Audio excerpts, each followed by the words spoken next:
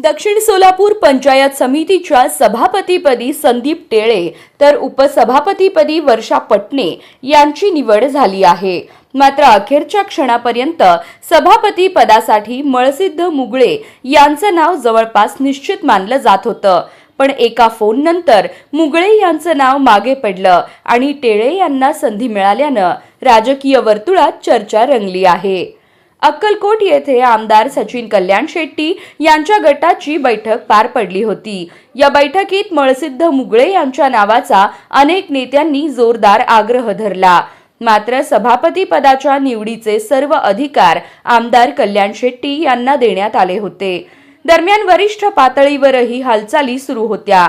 त्यानंतर आमदार कल्याण शेट्टी यांनी मनीष देशमुख यांच्याशी संपर्क साधल्याची माहिती पुढे येत आहे। दोन्ही नेत्यांमध्ये चर्चा झाल्यानंतर देशमुख यांच्या पसंतीच्या सदस्याला संधी देण्यावर एकमत झाल्याचं सांगितलं जात आहे। त्यानुसार मुगळे यांच्या ऐवजी संदीप टेळे यांच्या नावावर दोन्ही गटांमध्ये सहमती झाली। तसेच उपसभापतीपदी वर्षा पटणे यांचं नाव निश्चित करण्यात आलं।